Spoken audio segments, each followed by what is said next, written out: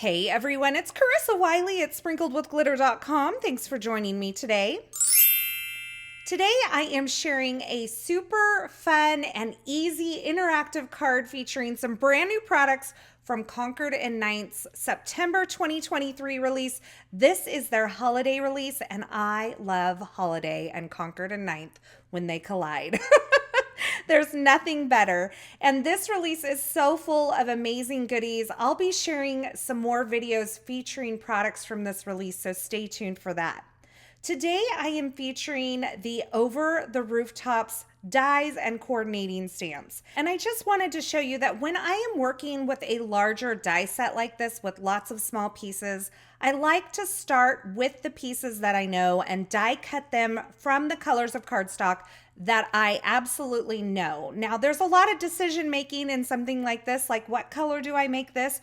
Or maybe even questions about what each die is. And what I like to do is start with what I know, go ahead and knock those out, and then add all the details in later. Now, I'll be honest, I had to look at one of the mock-ups of the products on Concord and Ninth's website in order to figure out what some of the dies do. But once I got that all figured out, this came together very easily. And like I said, the hardest decision for me is usually what fabulous Concord and Ninth color do I cut this little piece from to make it all kind of come together in the scene. So when I am working with the smaller die cuts like this, I've done their pop-up shop before.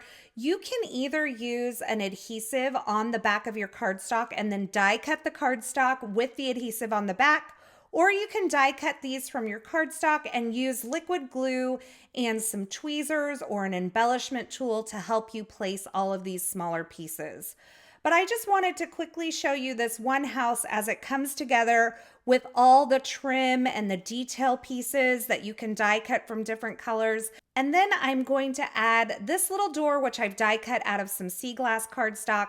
Now, the cool thing about the little houses in this set is that you can do as much embellishment or as little embellishment as you want. So the sky's really the limits. And if you don't have all the colors of cardstock that you need, keep in mind you could also die cut these from white cardstock and then color them in with inks or markers or colored pencils, anything like that to get the colors that you want. So I stamped that little joy sentiment on that adorable mini banner and placed that on the front of my house, which also has some wreaths and some bows. And then on the back side of each of these houses, I've placed a strip of vellum just to kind of add a little frosty look to the windows.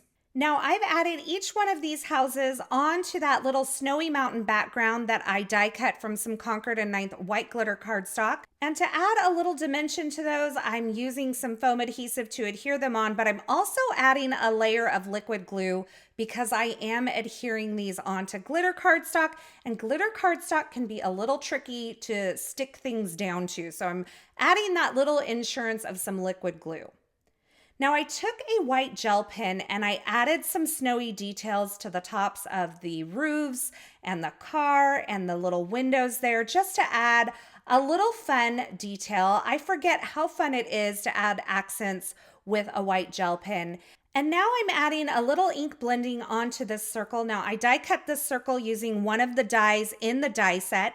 And once I have my ink blending on that circle, I'm going to use the little snow background die and die cut some snowy scenes from that circle as well. So you can see I have one side of my circle that's kind of a little more plain and the other that's blended more to look like a night sky.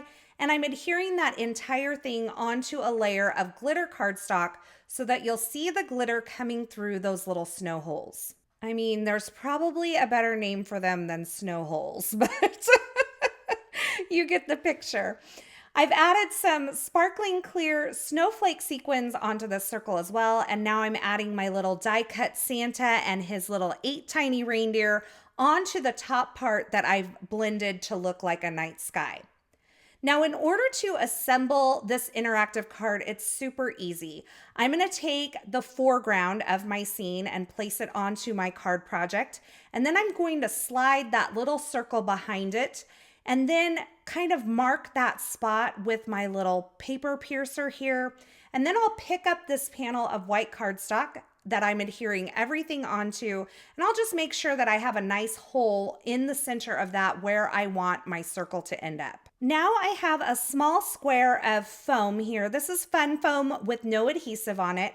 And I'm going to layer that behind my circle and attach all of those layers onto this card front using a mini brad from Concord and Ninth. And that's going to add the interactive portion to my card. You can see how easily that turns. And that layer of foam between the circle and the card base really just adds a little depth and dimension. It's not necessarily required, but it's something that I added just to kind of lift that circle off of the card base and make it a little easier to turn.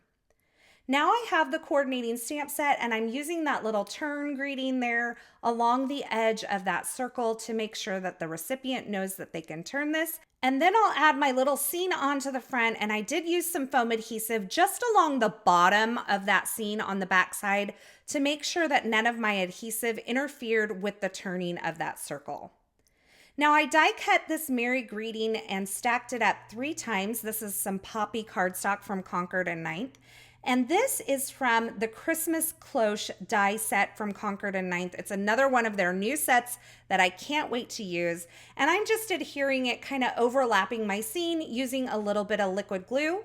Then I took that entire card front and added it on to an A2 card base that I created from some Concord and Ninth sea glass cardstock.